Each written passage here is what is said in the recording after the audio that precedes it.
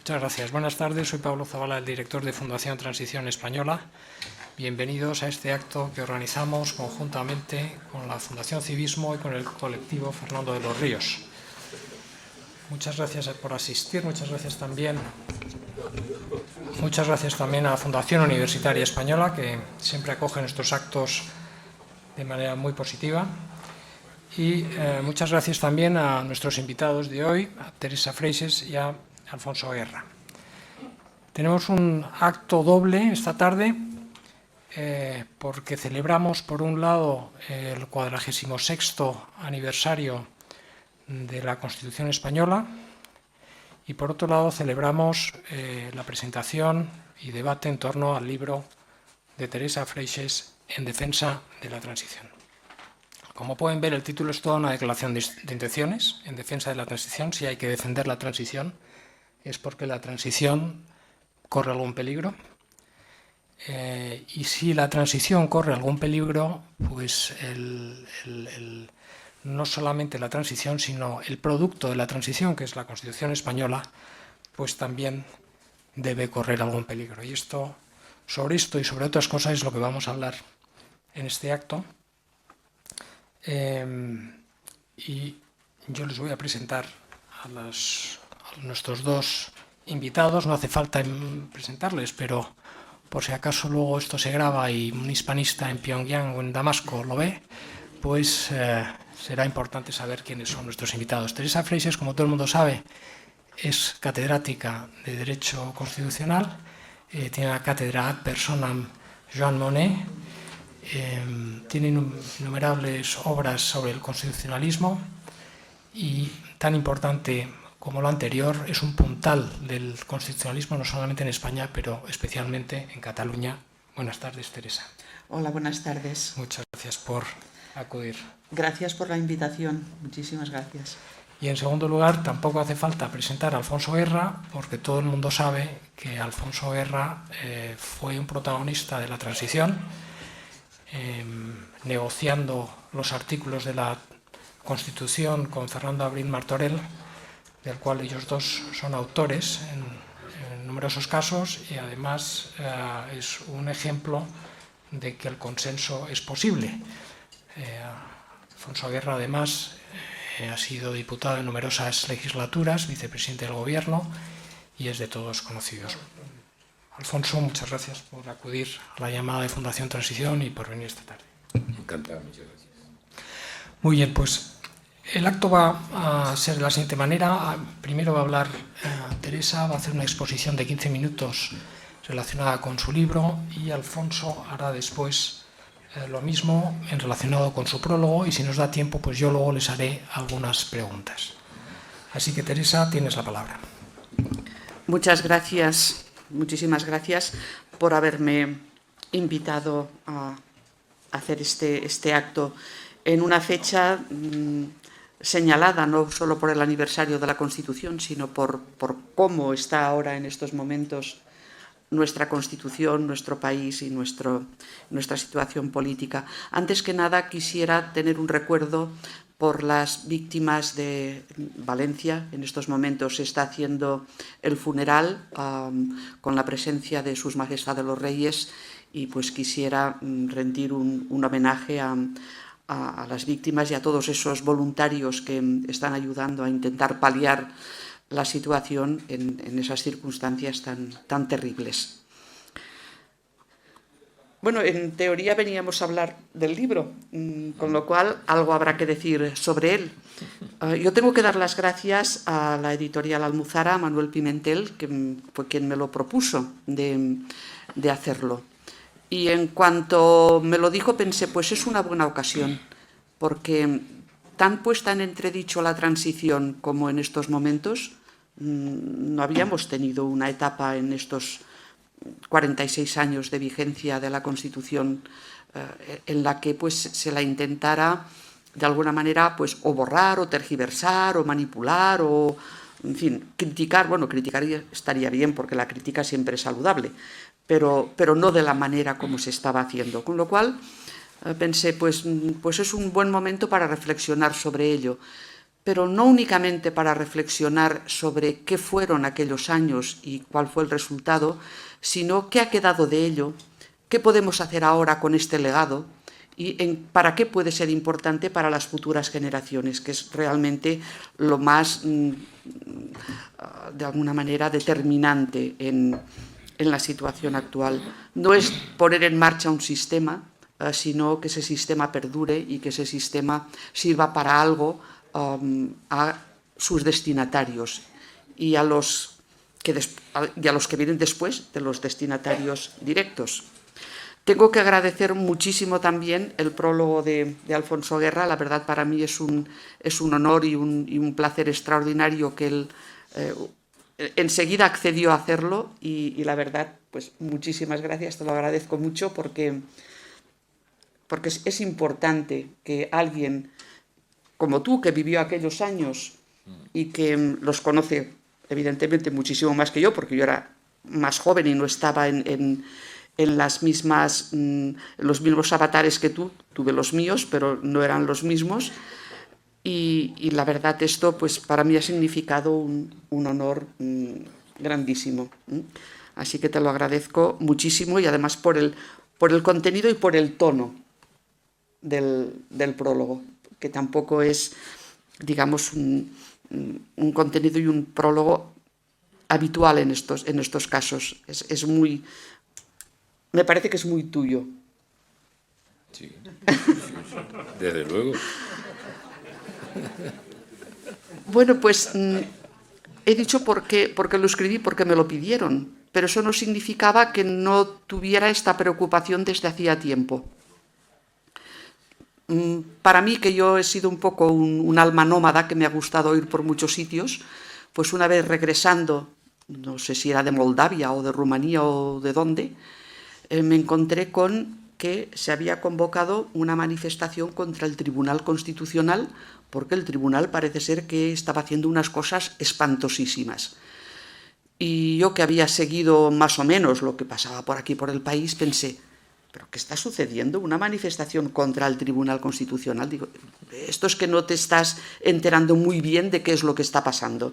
Así que preocúpate un poquito más también de lo de dentro y cálmate un poquito con lo de fuera. Es decir, no estés tan al margen de la situación. Y ahí fue cuando realmente empecé a ver que todo aquel esfuerzo tan grande que se había hecho, no solo en los años estrictos de la transición, sino muchos años antes, para poder reconducir o salir o derrotar o hacer una ruptura o una reforma con lo que fue la dictadura,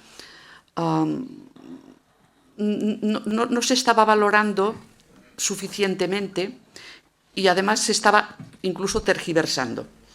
Eso de que te encuentres a un chaval y que de 18 o 20 años y que te diga, ¿y a mí la Constitución para qué me sirve si yo no la he votado? Es, uy, pero esto, ¿quién le ha dicho a este señor que él tiene que haber votado la Constitución? O cuando te dicen, eso se hizo bajo la bota de los militares, porque también te lo dicen.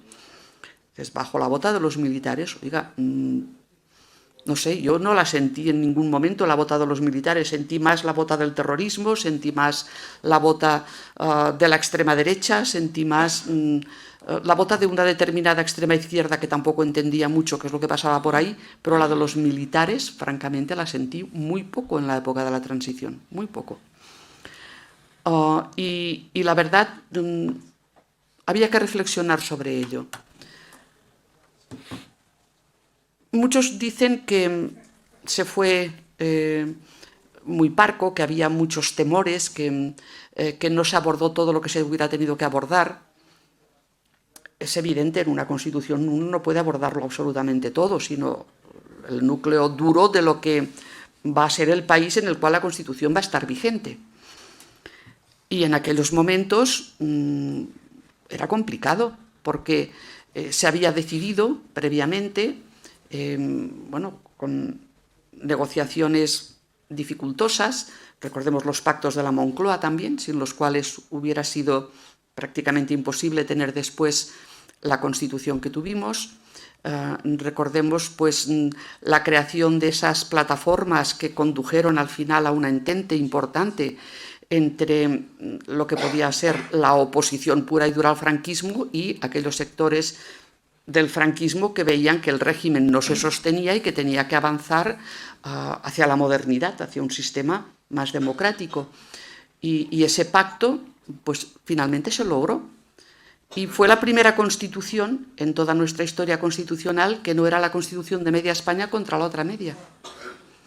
Porque las constituciones anteriores, pues cada vez que cambiaba a través de una elección, a través de una revolución, un golpe de Estado, un lo que fuera, se hacía una nueva constitución que solo servía a los que habían salido victoriosos de esas contiendas internas. Y en cambio en esta no. Esta es una constitución pensada para el consenso, hecha desde el consenso y que además tiene elementos de funcionamiento muy consensuales. Y por eso ahora, precisamente en esta época en la cual eso del consenso no está de moda y parece ser que incluso además es una técnica nefasta, porque aquí lo que importa es tener la mitad más uno y con esa mitad más uno hago lo que quiero, por eso no funciona la Constitución ahora. No funciona porque esa centralidad amplia que se quería instituir cuando la Constitución fue adoptada, pues no está de moda. Es decir, políticamente pocos, excepto los que estamos aquí y unos cuantos más, pues pocos lo defienden, van más por otros derroteros. Ciertamente las constituciones no son tampoco textos cerrados que no se puedan tocar.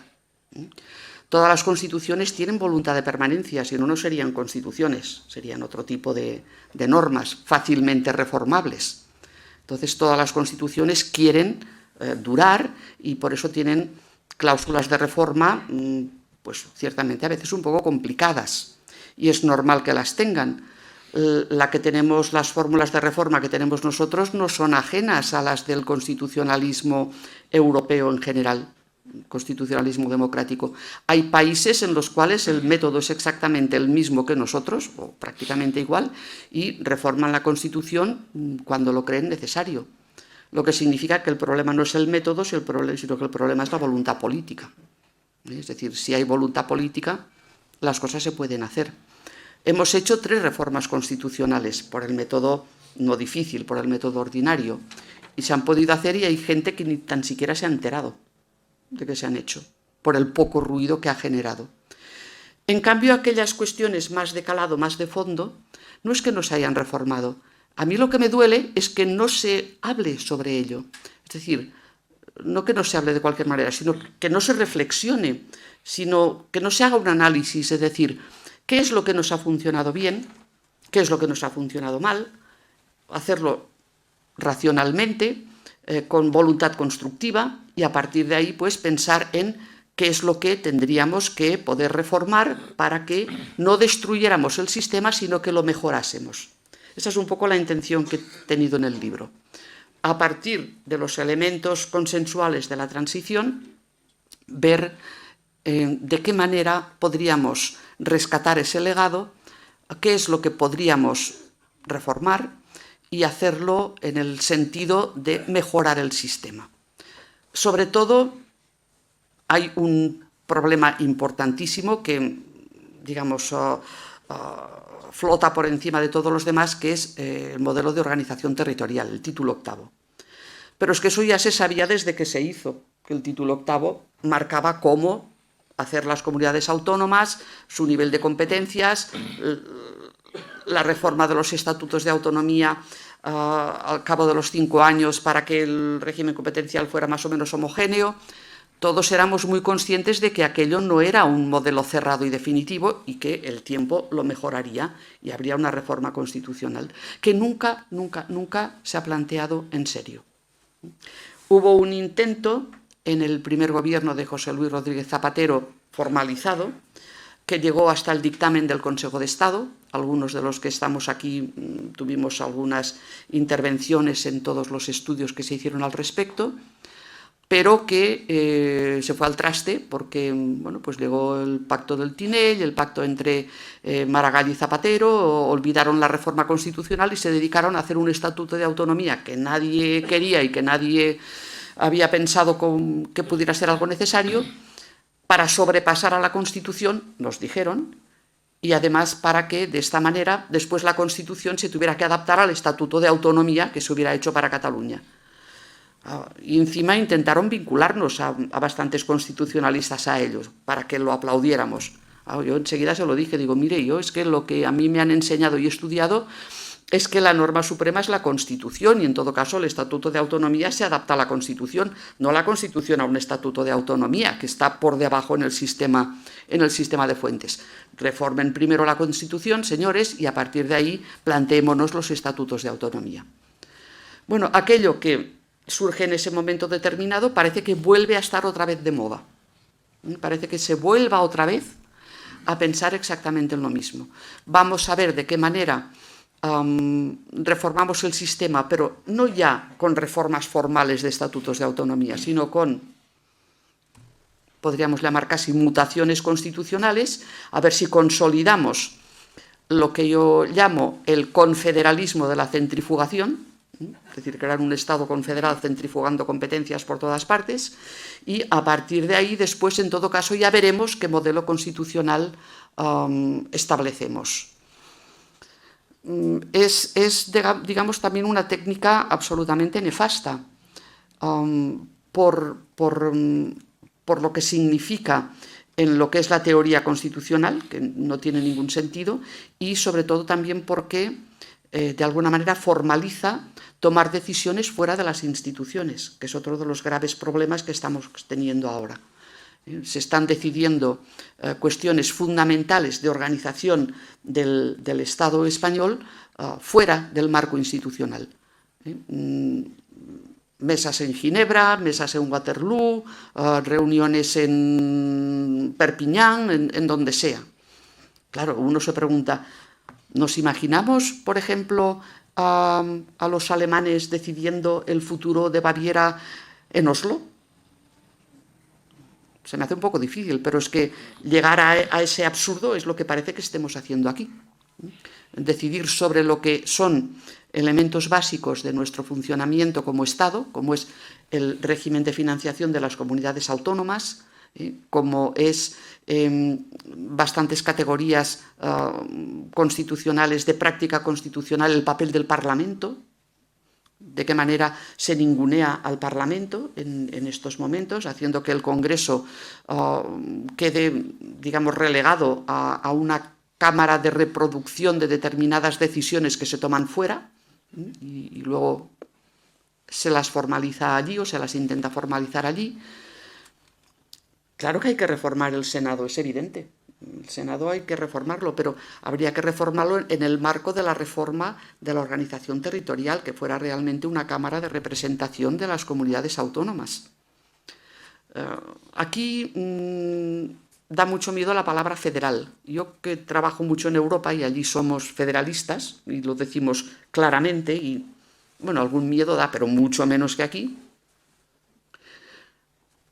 Cuando uno piensa en la técnica federal que han organizado en Alemania o en Estados Unidos o en otros estados federales, aunque no hay dos federalismos iguales, sino que cada uno tiene sus propias características, uno no acaba de entender el por qué en el siglo XXI, que parece que tuviéramos que tener una razón ya mucho más desarrollada que la que podíamos tener siglos atrás, la federalización da tanto miedo, cuando la federalización, de alguna manera, lo que hace es clarificar el reparto de competencias, clarificar el modelo territorial y, sobre todo, instaurar, por una parte, las cláusulas de cierre del sistema de lealtad federal o de lealtad constitucional, por una parte, y por otra parte, de alguna manera, cerrar también todo lo que son los instrumentos de colaboración y cooperación, que los tenemos y no los usamos.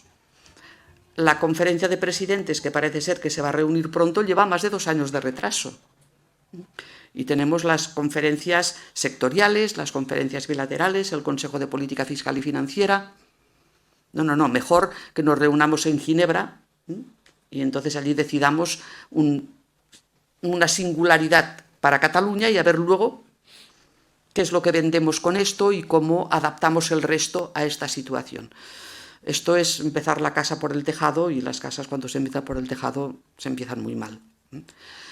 Con lo cual, la llamada que yo hago con el libro es: ¿por qué no pensamos un poco? ¿Y por qué no pensamos con calma? ¿Y por qué no pensamos teniendo en cuenta que tenemos que pensar para el futuro, no para estar un mes o 2 meses o un año o 2 años más en el gobierno? ¿Por qué no pensamos en lo que queremos construir aquí en este país, teniendo en cuenta el legado con el que contamos? Porque contamos con un legado, y ese legado no se puede destruir. Me parece que he agotado mis minutos primeros. Muy bien. Bueno, vamos a tener más tiempo, o sea que muy bien. Alfonso, tienes la palabra. Buenas noches. Buenas noches. Bien, yo quiero agradecer a todos los que nos acompañan en este acto, así como agradecer a las fundaciones Cívica, de Transición y de la propia universitaria, el que nos hayan acogido aquí. Procuraré no caer en un tono solemne, aunque el hecho que vamos a evocar merece la pena, la solemnidad, sobre todo, como ha dicho Teresa al comienzo, cuando eso coincide con acontecimientos de cierta índole trágica, como lo que ha pasado en Valencia, que hoy se está allí celebrando un funeral. Los que estamos aquí nos encontramos unidos por el mismo recuerdo que poco a poco se desvanece. Y es que para millones de españoles, para los más jóvenes, la gesta de la transición, de la Constitución, pertenece a la historia o a la prehistoria. Por eso yo os hablo para que nos oigan, ojalá, para lograr que la historia se confunda con el recuerdo. Cuando hablamos en un acto como este para celebrar la Constitución, la transición, las campanas deberían sonar para ellos, para los que no consideran hoy la transición ni la Constitución, porque eso sería lo importante. Yo quiero, antes de empezar la reflexión a que me ha movido la lectura del libro, primero tuve una lectura cuando me lo envió Teresa para hacer el prólogo, y después he hecho otra lectura más detenida para transmitiros las reflexiones que a mí me ha excitado. En primer lugar, el honor no es de Teresa porque yo haga un prólogo. El honor es para mí el que estemos aquí, alrededor de una persona de una capacidad de actividad verdaderamente extraordinaria. Todos los días está en algún sitio de Europa, de Madrid, de Barcelona. No sé cómo encuentra tanto tiempo. Yo me acuerdo cuando yo era muy joven, yo abarcaba mucho. Ahora digo, no es posible, no abarcaría tanto, pues ella, con una edad bastante más juvenil que la mía, está en esta situación. Pero Stefan Zweig nos advirtió que, obedeciendo a una ley irrevocable, la historia niega a los contemporáneos la posibilidad de desconocer en sus inicios los grandes movimientos que determinan su época. Por eso yo creo que no fuimos suficientemente conscientes en la etapa de la transición por parte de los constituyentes de la importancia de lo que se estaba haciendo. Por eso se cometieron algunos errores. Hay uno que lo ocupa todo, del que habla en el libro Teresa, la ingenuidad.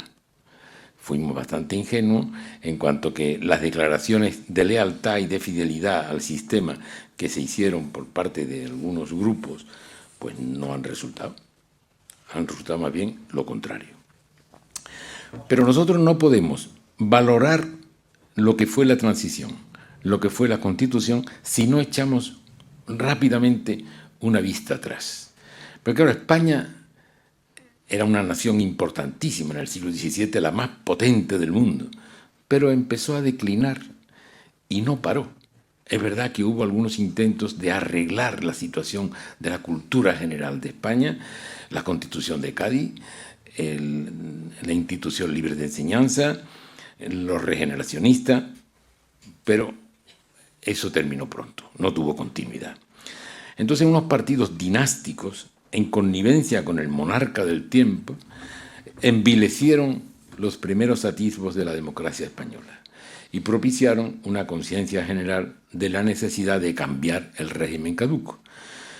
Fue una llamarada de esperanza que incendió los corazones de miles, de millones de españoles cuando se proclama la Segunda República, pero ya saben ustedes qué desarrollo tuvo. Hoy tenemos suficiente elemento de juicio para hacer un análisis de en qué fracasó y en qué podemos apreciar el gran avance que supuso en algunos aspectos.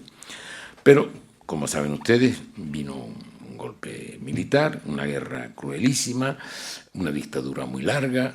Pero claro, el momento a que nosotros nos referimos, el momento constituyente, es cuando a la muerte del dictador una incógnita inquietante se cierne sobre nuestro país. ¿Cómo salir de 2 siglos de enfrentamiento, de una dictadura de casi medio siglo y de una guerra en la que los unos se han asesinado a los otros? ¿Cómo superar esa división provocada por casi medio siglo de secuestro de la libertad? En todas las epopeyas que bajo el nombre de historia contribuyen a exaltar o a formar a los hombres, existe una hora en la que el destino vacila en una especie de encrucijada. Fue la hora de la transición que culminó, afortunadamente, en la Constitución. Un grupo de hombres y mujeres que representaban a unas organizaciones que se habían enfrentado con escasos medios y posibilidades a la dictadura, se da cita con los responsables de un gobierno no democrático, pero que se manifiesta proclive a la recuperación de la libertad. Acuerdan unas elecciones libres, el reconocimiento de todos sin exclusiones y el compromiso de respetar lo que digan las urnas. Esto es sencillo, ocurre en tantos sitios, en España no había ocurrido nunca. Esto fue una gran novedad. Y de los resultados se deriva la cesura, el corte con el pasado inmediato, la proclamación de Cortes Constituyentes, el justo término para resolver la difícil encrucijada. Celebramos, como digo, con este libro y con la presentación del libro, aquella victoria de ponerse de acuerdo los españoles, victoria sobre la incomprensión en una historia tortuosa que exigía un cambio de rumbo. Sin embargo, no tenemos muy claro, cuando hablamos de aquella época, no tenemos muy claro de dónde surge el concepto de la necesaria reconciliación entre los españoles, después de una durísima guerra y dictadura. Y el hecho es que, si vamos a los personajes, curiosamente, la persona que menos puede uno pensar es la primera que habla, aunque indirectamente, de la reconciliación, porque era la persona más radical y que había equivocado sus análisis durante la Segunda República sistemáticamente, Francisco Largo Caballero. Pero cuando Largo Caballero sale del campo de concentración en Alemania en el 45, es el primero que habla de la necesidad de abandonar las cosas que se han defendido para llegar a un acuerdo. Cuando dice, vengo repitiendo, república, república, república, estoy equivocado. Es libertad, libertad, libertad, y que ocupe a todos, y que sirva para todos. Es el primer atisbo. Después, esto es en el año 45, en el 48, es Indalecio Prieto el que ya habla de reconciliación directamente, incluso intenta con los monárquicos en San Juan de Luz un pacto que es roto inmediatamente porque el supuesto heredero, don Juan, se reúne con el dictador. Pero en el 48 ya lo dice Prieto. En el 56 el Partido Comunista lo toma como su política, como su oferta. Pero, curiosamente, la sociedad se había adelantado a todo esto. Personajes políticamente de quinta, sexta o décima fila están ya hablando de reconciliación en aquellos primeros años. Es curioso que una persona que después ha tenido un cierto grado de conocimiento, entonces ninguno, que se llama Julián Ayesta, autor de una de las mejores novelas del siglo XX, Elena o el Mar del Verano, que con 16 años se había afiliado a Falange, con 17 fue voluntario a la guerra, fue alférez provisional, estuvo en el frente. Pues en el 46 viene ya a anunciar el espíritu de los constituyentes de 1978, porque escribe un poema. Él no frecuentaba la poesía, escribe un poema que decía en el año 46: a vosotros, a todos los que nos hemos combatido y asesinado y rematado y humillado, nada está perdido si nos damos la mano. Si nos damos la mano de español a español, por encima de todo lo que no seamos nosotros mismos. Los que nos hemos combatido, asesinado, rematado y humillado, nosotros mismos. También los que nos hemos amado a través de la sangre. Y oscuramente hace ya mucho tiempo comprendí, los años que vengan han de ser ya de todos, porque todos hemos luchado como hombres y merecemos la reconciliación si nos damos la mano.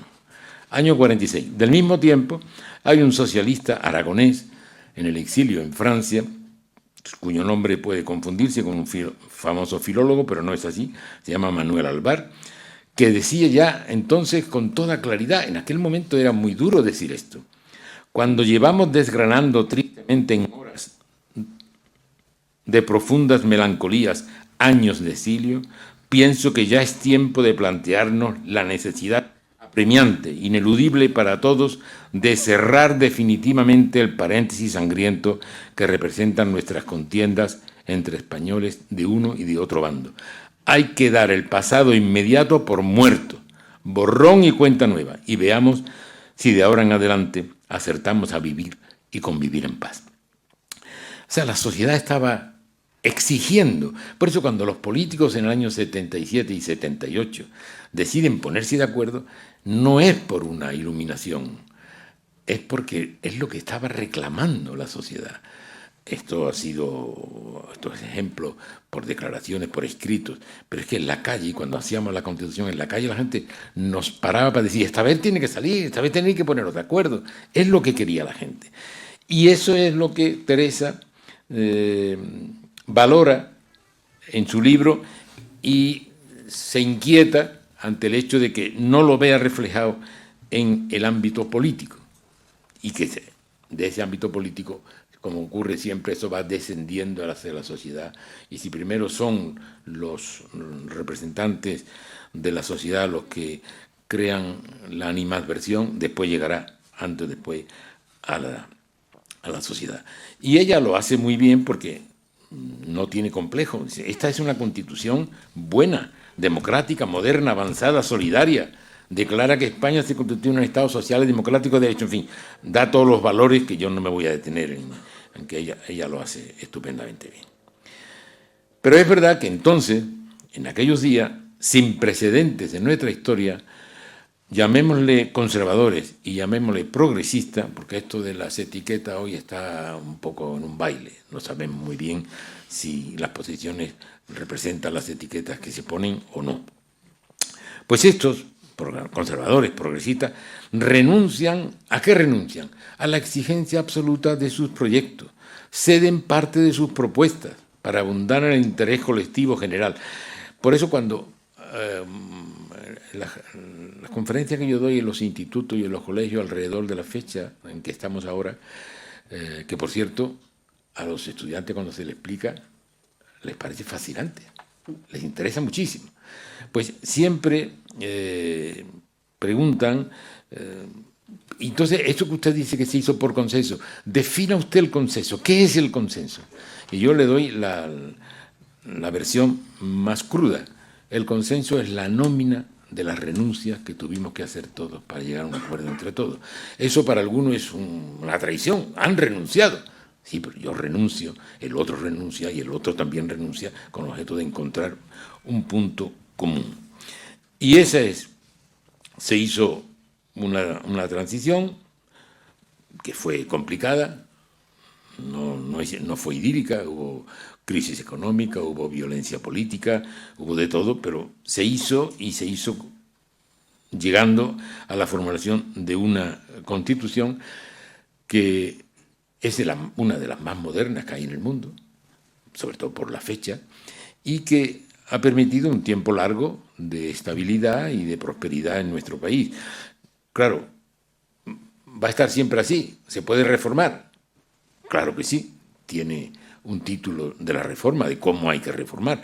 Ciertamente es una forma rígida que exige muchos votos y repetir en algunos, si se reforma algunos aspectos de la Constitución, repetir de nuevo esa mayoría.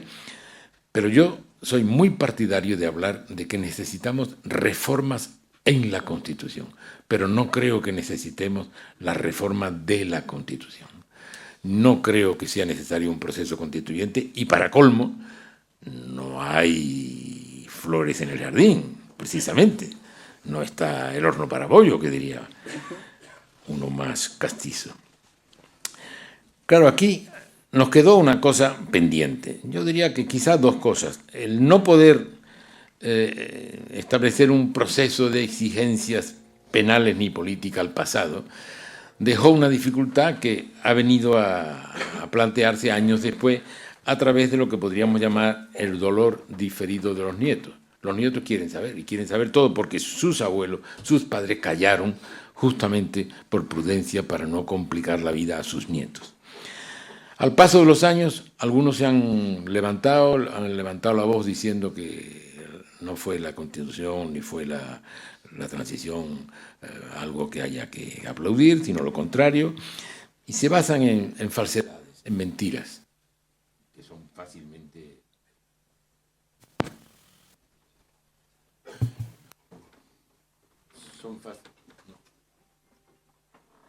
fácilmente rebatibles. Pero lo ha dicho antes también Teresa, el hecho de que algunos digan, es que nosotros teníamos que haber ido mucho más lejos, digamos desde posiciones progresistas, y otro que dice, oh, nos metimos en un lío, mira que fuimos lejos, teníamos que haber quedado mucho más desde posiciones conservadoras. Y además ambos dicen, es que la relación de fuerzas nos permitió ir más allá o quedarnos más acá. A mí me parece un argumento falaz y no muy muy justo. Porque se hizo lo que necesitaba España, los españoles. No podíamos ir más allá. Si vamos más allá, hay una parte que no acepta. Si nos quedamos más acá, hay una parte, la otra, que no acepta. Por tanto, se encontró un buen interludio entre las dos posiciones. Lo de la reforma o ruptura se hizo por un procedimiento de reforma, pero rompiendo con todo el pasado, es decir, una ruptura con el pasado. ¿Qué faltó? Faltó alguna cosa. Por ejemplo, las personas que por vinculaciones de cualquier tipo habían estado más o menos anteriormente ligadas a la dictadura de la que salían empujando hacia la libertad, tenían que, creo yo, tenían que haber hecho una condena explícita de la guerra civil, explícita. Se hizo una vez, un día, fue un 20 de noviembre del año 2004, en la Comisión Constitucional, por un documento que precisamente había redactado yo. Pero se hace siempre arrastrando los pies. Y por otra parte, los llamados progresistas tenían que haber abandonado la idea idílica que tenían de la Segunda República.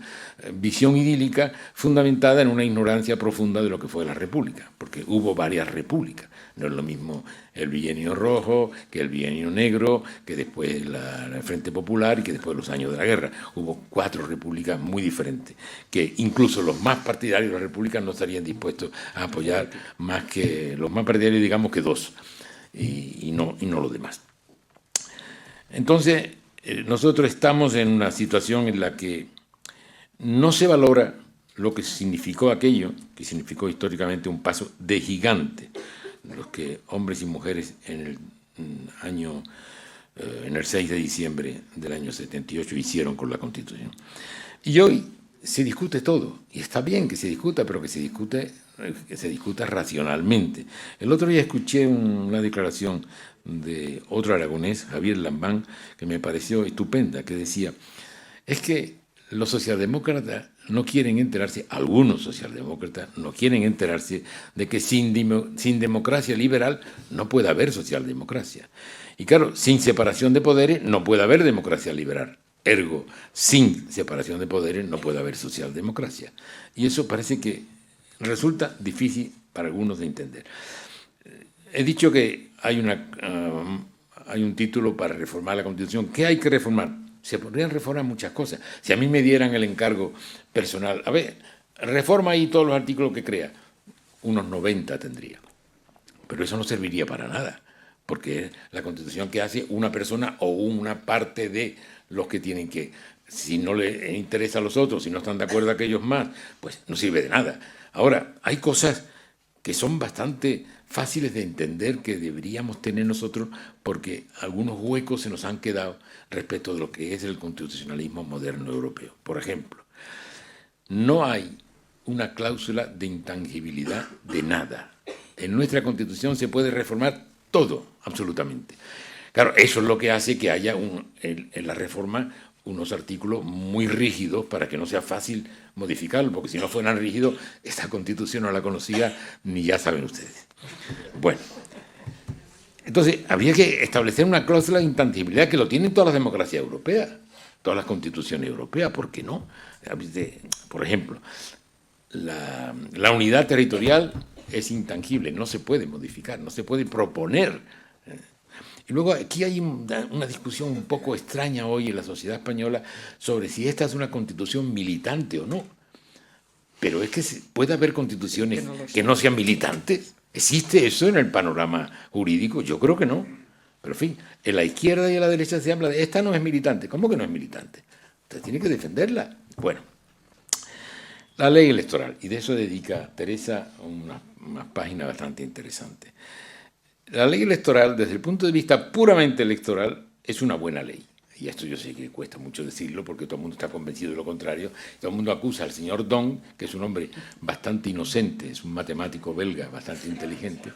A él no se debe la desproporcionalidad por ninguna razón. Se debe a que hay 52 circunscripciones. Y claro, la proporción se desproporcionaliza inmediatamente porque si le das un número a la más pequeña de 1, el más grande te sale de 100. Claro, y no puedes. Tienes que entonces desproporcionalizar. Pero no es el señor Don. Aprovecho porque yo un día pediré que se haga una estatua del señor Don, que no tiene ninguna culpa. Bueno, desde el punto electoral funciona. ¿Qué ocurre? Que en España tenemos unos partidos que obedecen solo a los intereses de una región y además en contra del conjunto. Lo cual ha derivado en ¿qué? Que la ley electoral española supone un dogal para el conjunto de España por unos nacionalistas que literalmente traicionaron sus propias expresiones cuando hicieron la Constitución. Claro, Convergencia y Unión, soñada Convergencia y Unión, ¿y dónde está? ¿Cómo la repartimos en lo que hay ahora? Pues esta hizo una solemne explicación de que jamás podrían aprobar el texto de la autodeterminación, porque eso sería independencia y eso nunca, podríamos estar tranquilos de que nunca pasaría por la mente. Bueno, así fuimos un poco ingenuos, claro. Y el PNV, que estuvo hasta el último momento intentando que se le concediera muchas cosas a la Constitución, entre ellas la disposición adicional primera, que no hicimos bien en concederla, ese es mi punto de vista, pues llegó a proponer un texto del que yo guardo el original, firmado por todos, menos por UCD, afortunadamente digo hoy, y cuando pasado el tiempo yo tuve una cena con Javier Arzayus, un almuerzo con Javier Arzayus en el País Vasco, le pregunté, Javier, si hubiéramos llegado a un acuerdo en esa enmienda, ¿hubierais aprobado la Constitución o aquí, al llegar aquí, te hubieran dejado en mal lugar? Estoy seguro que aquí me hubieran quitado la razón y no hubieran aprobado la Constitución. Así que no fueron leales. No lo fueron entonces, no digamos ahora. En fin, yo creo que la Constitución exige, en mi opinión, derogar el párrafo segundo del artículo 150, que ha dejado abierto un proceso constituyente, lo que no se da en ninguna parte del mundo ni en la historia. Una Constitución que no está terminada, que tiene un proceso constituyente abierto, por la cual un gobierno puede delegar cosas que son de su competencia a las comunidades autónomas. Y a mi juicio hay que derogar un artículo para mí espantoso, que es el párrafo segundo del 148, donde se excita a las comunidades que aumenten continuamente, sucesivamente sus competencias, hasta llegar, claro, a anular las competencias del Estado. La Constitución tiene 9 disposiciones transitorias, para un tiempo limitado, un tránsito, 46 años. Todas se han aplicado, salvo una, la cuarta, que es aquello que dice si Navarra pertenece al País Vasco. No. Después de 46 años deberíamos considerar que esa transitoria no entra en vigor, porque es transitoria, que vamos a estar un siglo con transitoriedad. Luego, aquí ha mencionado una cosa Teresa, que es lo de el carácter federal. Yo tengo aquí una cierta ligera discrepancia, porque es que la Constitución en vigor es federal. Claro. No tiene el nombre, pero es federal. Ahora, que se puede perfeccionar con algunas cláusulas propias del federalismo aquí y allá, sí, pero esta es una Constitución federal. Por tanto, yo creo que Teresa hace un libro en el que demuestra una cosa meridianamente, que en el encuentro, en la confrontación entre el demos y la ley, es la ley la que tiene prevalencia. O sea que la mayoría no puede hacer lo que no diga la ley.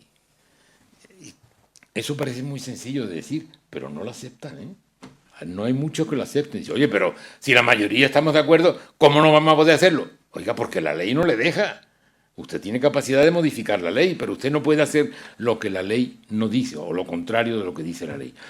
Eso, que parece lo más sencillo del mundo, que está resuelto desde un proceso en Grecia de las Islas Arginusa, pues nuestros actores políticos actuales parece que no lo entienden. Hay una anécdota en el libro que cuenta Teresa, que no está bien contada no por ella, sino porque no se la contaron bien. Dice que se la contó Gregorio Pérez Barba y Jordi Solé, pero no está bien contada. Porque ella dice que Arsayo entraba mucho antes en las reuniones que hacíamos para acordar la Constitución y pasaba la noche para que no le vieran entrar y salir. Es así, pero es algo más. Se liga a Arsayo por una razón. La Comisión Constitucional comenzaba su trabajo a las 9 de la mañana y terminaba a las 8 o las 9 de la noche. Cuando no llegábamos a un acuerdo, le pedíamos al presidente que esos artículos o ese artículo no se votara hasta el día siguiente. Como al día siguiente empezamos a las 9, solo nos quedaba la noche para ponernos de acuerdo. Y nos reuníamos en el despacho de Gregorio, en el despacho de otros, de cada uno. Y el primer día que nos reunimos fue en el de Gregorio, precisamente. Nos vimos allí en cuanto acabó la comisión. Y alguien dijo, bueno, y aquí habrá que cenar algo. Vamos. Entonces Arsayo dijo, voy a ir a comprar unos sándwiches. Y salió, y al salir se encontró con un fotógrafo de prensa. Entonces cerró la puerta y ya nunca propuso salir a comer nada. Por eso, cuando ustedes vean en muchos artículos, periódicos, la Constitución se hizo cenando, es falso completamente. Se cenó una noche antes en el restaurante José Luis, se cenó una vez, el 23 de mayo del 78, pero ya no volvimos a cenar ni juntos ni separados, porque estábamos allí dentro. Y pasábamos la noche allí todos. Y ahí es donde ganábamos la batalla Fernando Abril y yo. Por eso hicimos muchas cosas. ¿Por qué? Pues porque Fernando era hipotenso y se animaba por la noche. Y yo siempre he dormido poco, he controlado bien lo de dormir poco o mucho, lo que quiera. Y entonces a las 4:30 de la noche todos estaban sobre la mesa durmiendo y nosotros seguíamos y seguíamos. Y a las 7 de la mañana para ir a ducharnos, ir a la comisión, decía, oye, que ya está el artículo, ¿eh? No es que fuéramos los más listos, es que no dormíamos. Por eso la anécdota está... Bueno, hay muchas otras cosas que no quiero detenerme porque sería muy largo, que ahora si acaso en el coloquio pueden salir. Yo creo que es un libro magnífico, que es un libro sencillo, de una accesibilidad total a todo tipo de lector, en la persona que tiene formación y la que no lo tiene, y que es una defensa a pecho descubierto de la transición. El título es de la transición, pero se podía añadir y de la Constitución. Y yo creo que es un acto... hoy, tal como están las cosas, este es un acto de rebeldía. Y yo estoy siempre con los rebeldes. Muchas gracias.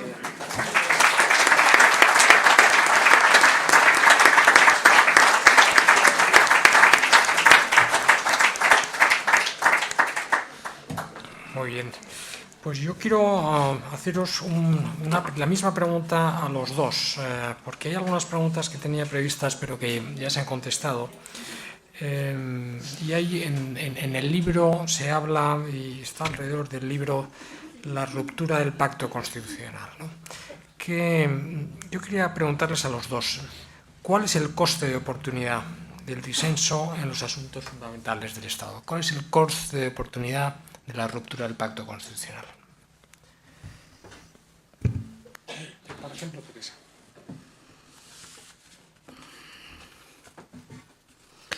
Bueno, pues es que nos jugamos el futuro.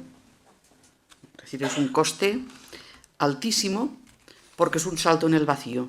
Es decir, cuando hablas con aquellos que dicen que la Constitución no sirve y que la Constitución, digamos, no está adaptada a las necesidades actuales, e indagas un poquito cuáles son las propuestas que harían, porque bueno, yo ya estoy dispuesta, no importa que yo esté dispuesta o no, digamos, pero es un decir, yo ya estoy dispuesta a discutir en qué sirve y en qué no sirve. Pero vamos a ver, cuando te dicen que hay que sustituir a la nación española por la plurinacionalidad, digo, estos señores no han entendido nunca lo que es una nación. Entonces, evidentemente, me cuesta un poco entrar en esa discusión. O cuando te aparecen como defensores del pluralismo jurídico, que llaman, es decir, que haya distintos regímenes jurídicos según pues las distintas naciones de la plurinacionalidad o según, no sé, las distintas tribus de no sé dónde, ¿no? El pluralismo jurídico, eso es lo más discriminatorio que existe, y en los países que lo tienen establecido, que hay alguno que lo tiene establecido, los problemas que eso genera son tremendos, porque al final estás aceptando que los derechos no son iguales para todos. A ver, yo al otro lado del Atlántico he visto ejecuciones en base al pluralismo jurídico dictadas por los ancianos de la tribu y ejecutadas por los camaradas que tienen allí.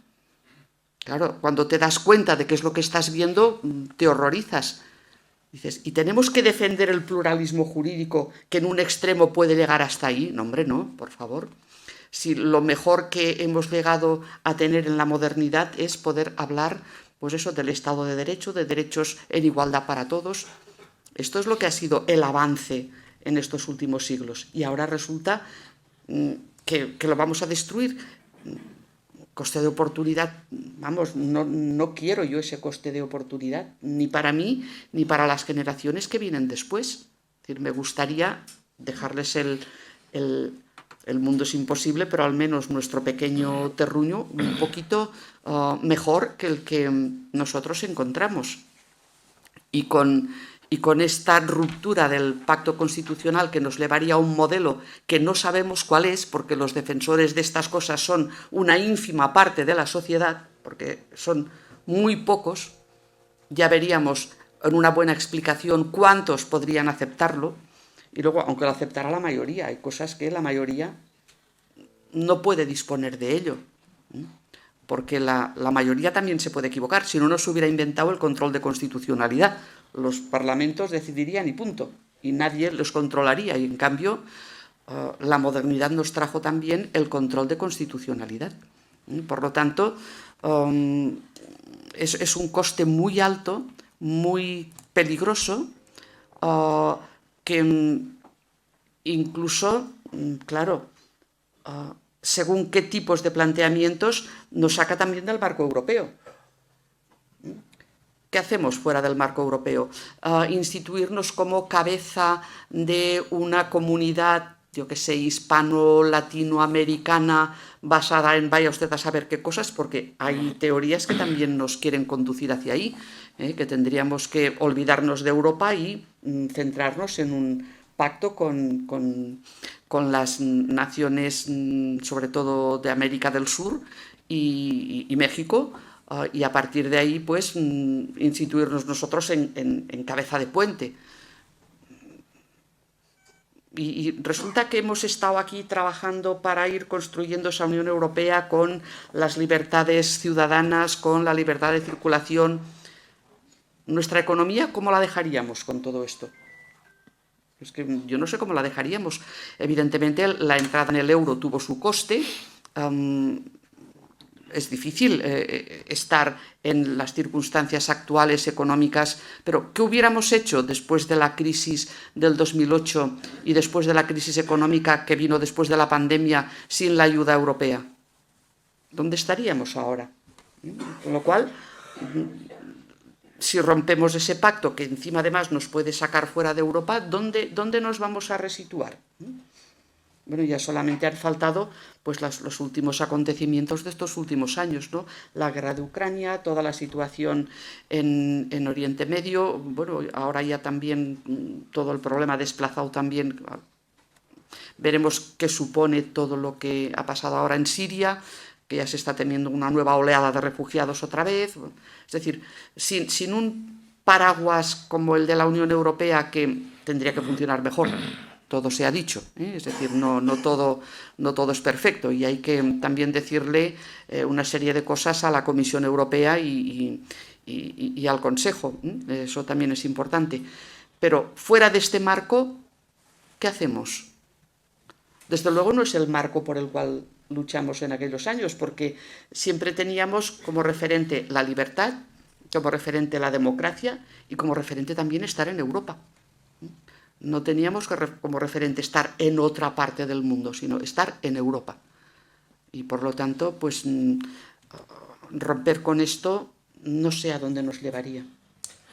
Que se ha hablado de Valencia, ¿no? Entonces yo, dirigiendo la misma pregunta, se ha hablado de Valencia y dirigiendo la misma pregunta a Alfonso, la descoordinación que hemos visto en Valencia este último mes, ¿tiene algo que ver con la ruptura del pacto constitucional y la descoordinación entre las instituciones? Puede ser que tenga que ver, pero desde luego tiene que ver muchísimo más con la incompetencia. Que esto es de cajón. Entonces, fíjense, ¿qué consecuencia inmediata tiene la ruptura del pacto constitucional? Pues la ruptura de la unidad de los españoles. La unidad de España. La unidad de España se ha hecho siempre con grandes alharacas. La unidad de España es la igualdad entre españoles. Cuando se rompe la igualdad entre españoles, España no es única, es varia, el poli ese que utilizan.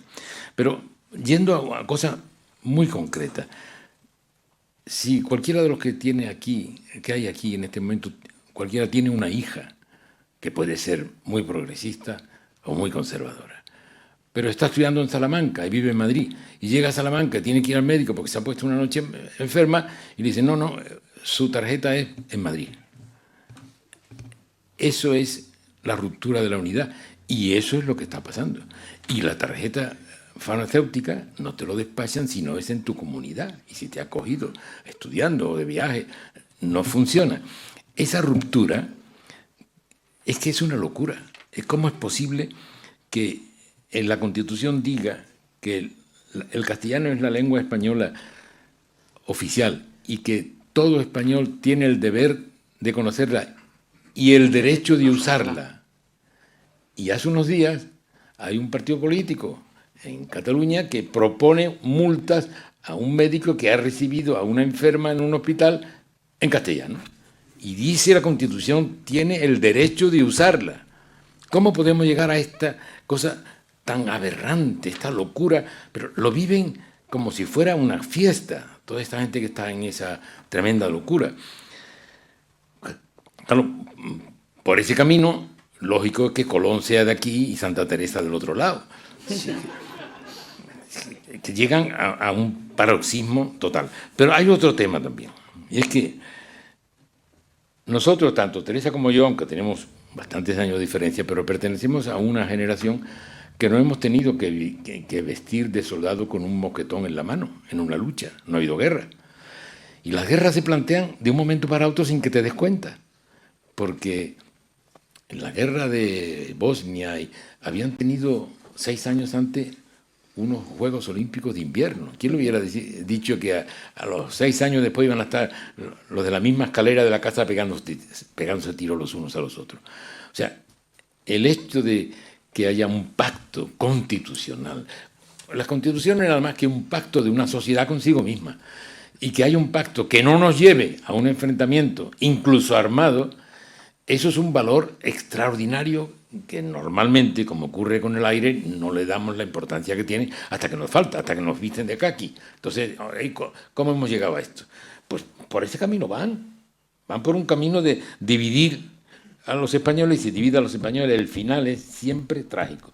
Nuestra historia es esa. Y en el 78 se rompe con esa tradición, afortunadamente.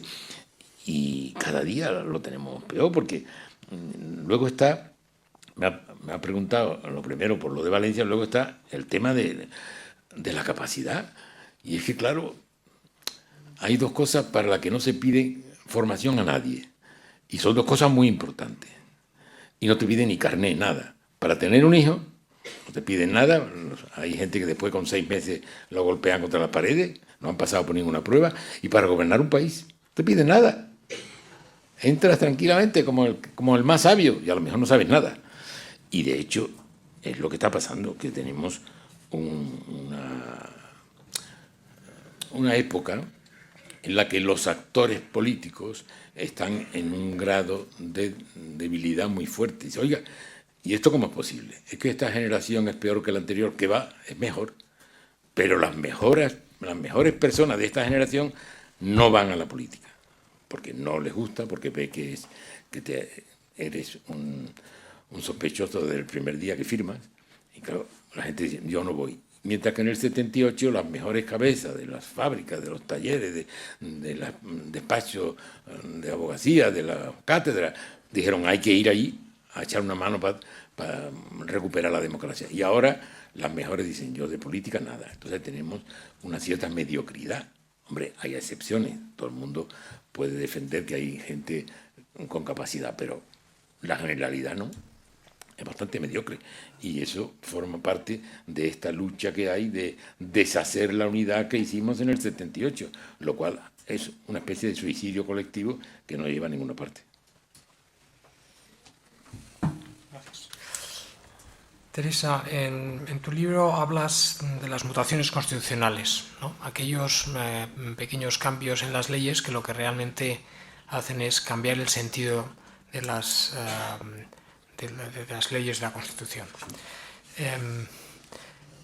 Estas mutaciones constitucionales nos hacen estar presenciando, como tú dices, en directo, un golpe líquido.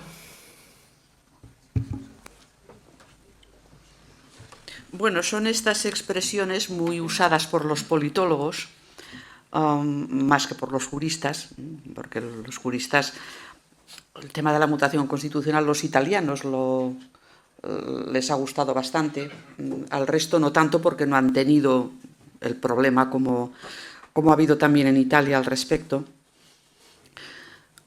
Yo me refiero a que se le quiere hacer decir a la Constitución a veces lo que no dice, y eso lo hemos visto en innumerables ocasiones, en la que, pues, a ver, desde el independentismo catalán se decía aquello y se juraba y perjuraba que la autodeterminación cabía dentro de la Constitución. Oiga, es que no cabe dentro de la Constitución.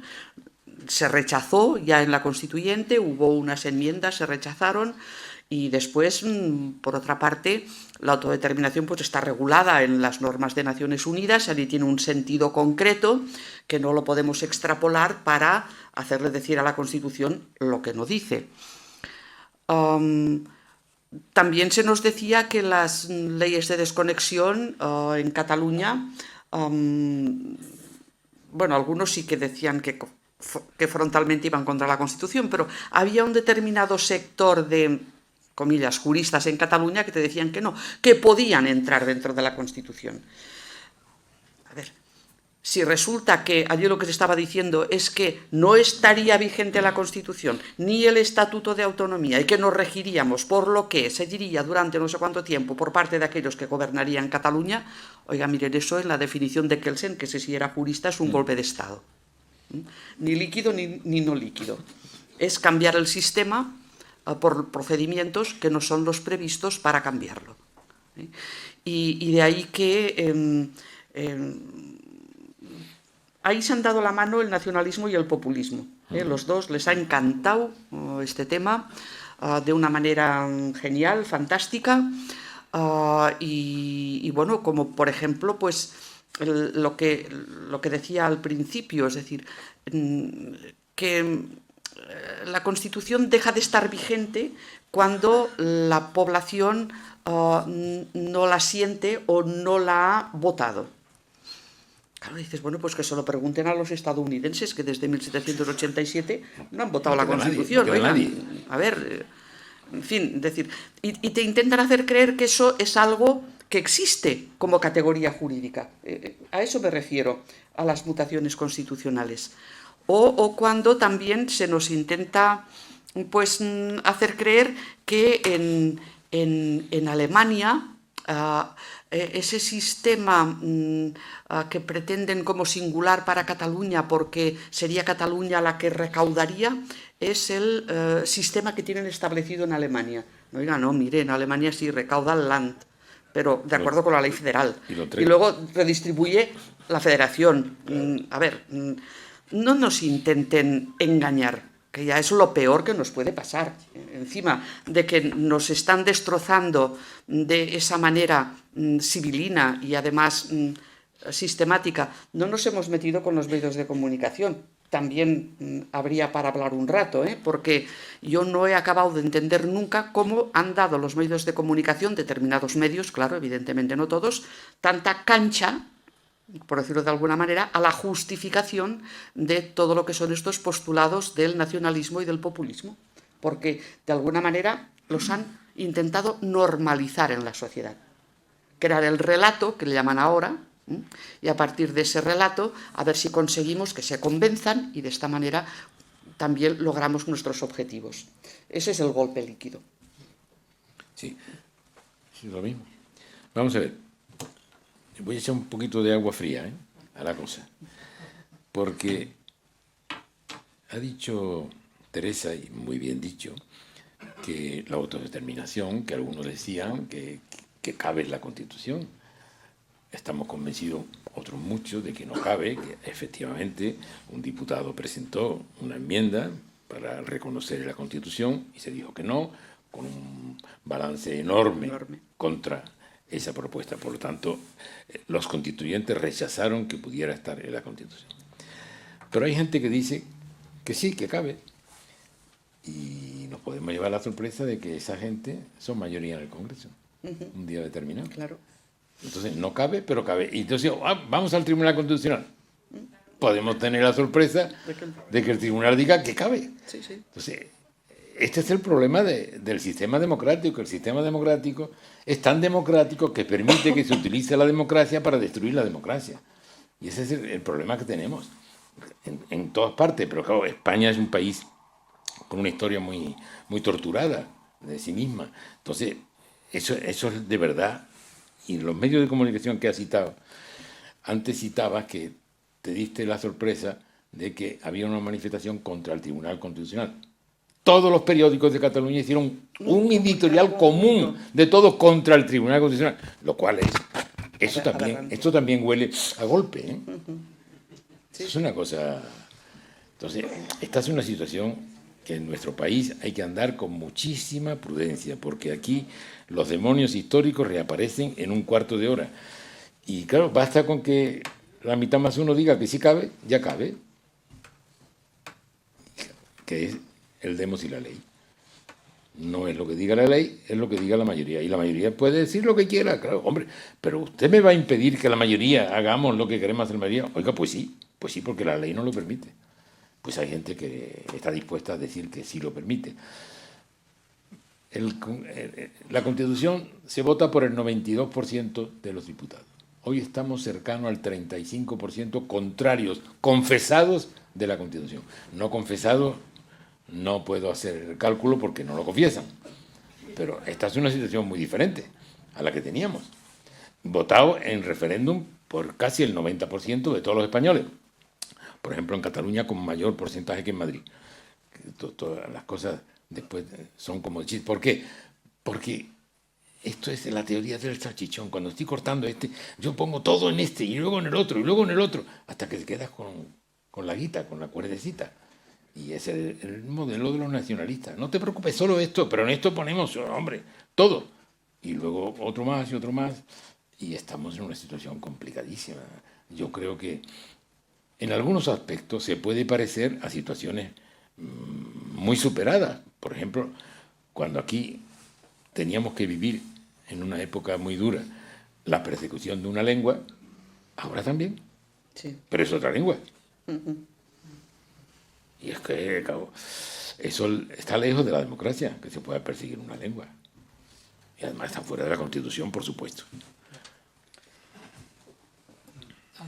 Hace apenas unas semanas, la Fundación Civismo entregó el premio Sociedad Civil al magistrado García Castellón, y en su discurso de recogida del premio dijo que, bueno, que enemigos, la Constitución había tenido enemigos pues desde hace mucho. Lo que pasa es que siempre habían sido enemigos externos.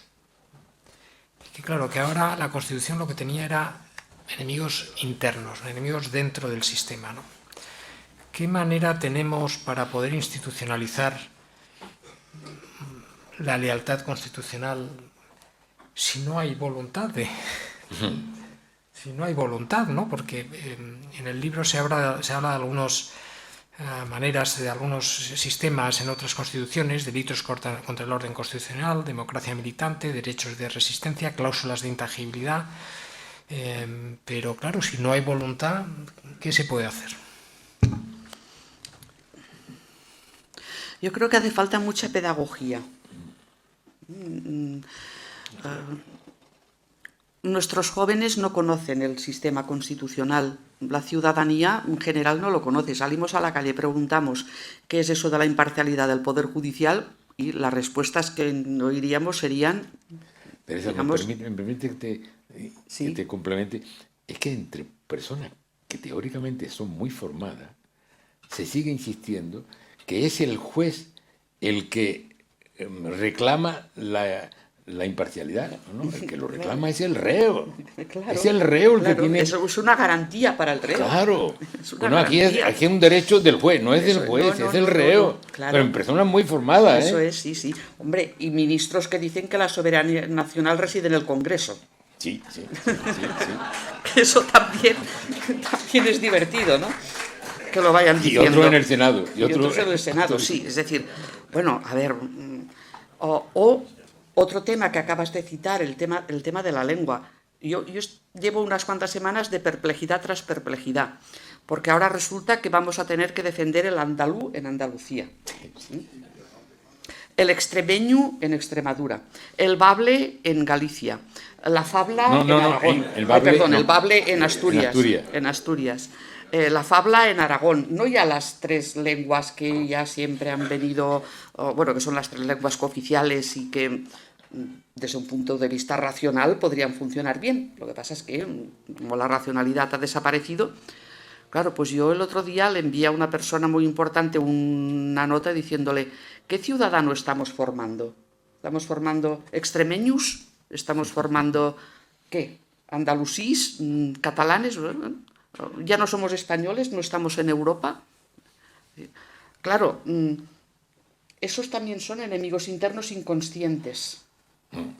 Es decir, muchas veces también sucede que con la defensa de algunos postulados emocionales o que alguien piensa que de esta manera se acerca más al ciudadano, o pensando mal, que así tendrá más votos, porque claro, de todo puede haber, pues al final resulta que se ha interiorizado ya tanto esta falta de unidad, de coordinación, de entente nacional, que al final eso llega a estar ya dentro mismo incluso de aquellos partidos que parecía que eran el baluarte de la unidad, ¿no? Y por lo tanto nos va a costar mucho hacer frente a estos enemigos internos, porque si los dos grandes partidos tuvieran una pedagogía al respecto diferente, otro gallo nos cantaría a todos, claro. Porque el resto son muy poquitos. Y además somos mejores, ¿no? Bueno, esta expresión es un poco complicada porque me recuerda a eso de somos más. No, Y no entonces somos más, somos mejores. El somos más es la mayoría No respecto de la la ley. imposición. Yo digo mejores desde el punto de vista de la racionalidad, de la modernidad. Pero es un error. Cuando los grandes partidos tiran por ese lado. El otro día fue el día de la bandera andaluza. Y un dirigente de derechas me dice, oye, ¿tú no vas a lo de la bandera andaluza? Digo, ¿y qué día es la bandera española? No, eso no hay. Bueno, ¿te parece? Era un gobernante y conservador. Bueno, están todos emborrachados con la diversidad. Sí. La diversidad ha sustituido la igualdad. Todo hay que ser diverso. Cuanto más diverso, mejor. Entonces, estamos, en cierta manera, dependiendo de las minorías. Las minorías hay que tomarlas en cuenta por la mayoría, sin duda. Pero la minoría no puede marcar la pauta a la mayoría. Y estamos así. Sí, aparte que es totalmente elitista. De todas maneras, podríamos sacar de aquí una conclusión un poco demasiado pesimista. Este país es muy fuerte y podrá con todos estos cantamañana, cavernícolas, podrá.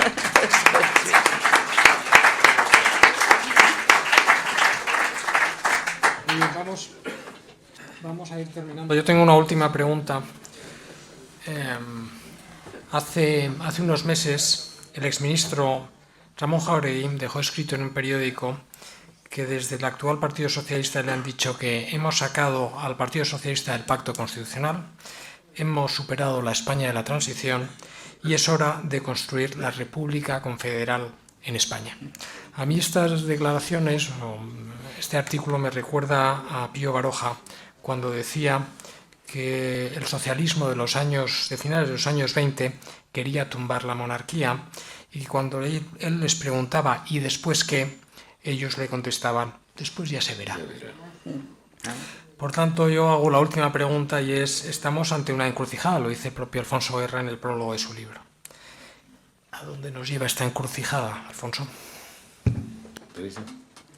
No, vamos a te he ver. interrogado. Vamos a ver. Directamente. En este momento hay lo que yo llamaría en la recámara la bala de plata. La bala de plata es que si no les van bien a algunos todo esto de la diversidad y de la modernidad y las lenguas distintas y tal, si no les va bien, la bala de plata es sacámoslo de la Tercera República a ver qué pasa. Y yo creo que es de una irresponsabilidad tan enorme que si hacemos a la vez una serie de gente pedagogía sobre esto caduca, pero si no, es un peligro. No estoy de acuerdo. Porque claro, la monarquía, nosotros tenemos una idea de la monarquía de los años 30, años 20, años 30, que no se parece nada a la que hay ahora, ¿verdad? Porque aquel era un rey que hacía pacto con el sable, con el trono y con las grandes fortunas agrarias para evitar la democracia. Y aquí resulta que a partir de la transición, los reyes que hemos tenido, los dos reyes que hemos tenido, el uno resuelve el problema del golpe del 23 de febrero, el otro resuelve con el discurso del 3 de octubre el intento de golpe de Estado del nacionalismo catalán y vuelve a tener además la presencia física de es solo el Estado, es lo que ha pasado en La Dana, en Valencia, es solo él el Estado. Claro, eso no tiene nada que ver con aquella monarquía. Y a partir de la primera, y no digamos de la segunda, las monarquías son otra cosa. No gobiernan, solo reinan, pero no gobiernan, son democráticas, no son... Algunas hasta se someten a un referéndum, como en nuestro caso. Primero una votación en el Congreso, en el Senado, y luego un referéndum popular. Es decir, que tener un cierto pudor, un poco de vergüenza de defender el sistema monárquico actual español, es de gente que no sabe dónde está, que no entiende nada. Y si lo quieren cambiar, ¿por qué? Ya se verá. Y eso es muy problemático. De hecho, una de las cuestiones que también el populismo le encanta decirles a nuestros jóvenes es que al rey no lo ha votado nadie. Sí. Bueno, oigan, miren, que hubo una constitución en donde dentro regula la monarquía y esa constitución, aparte de ser adoptada en una asamblea elegida, que hay países que sus constituciones no son adoptadas por asambleas constituyentes. A ver, y nadie las ha criticado. La ley fundamental de Bonn, que me expliquen cómo la hicieron, que no tuvo nada que ver. Resulta que nosotros se vota en el Parlamento en las dos cámaras y además un referéndum abrumador al respecto. Por lo tanto, claro que la votamos. Claro que la votamos.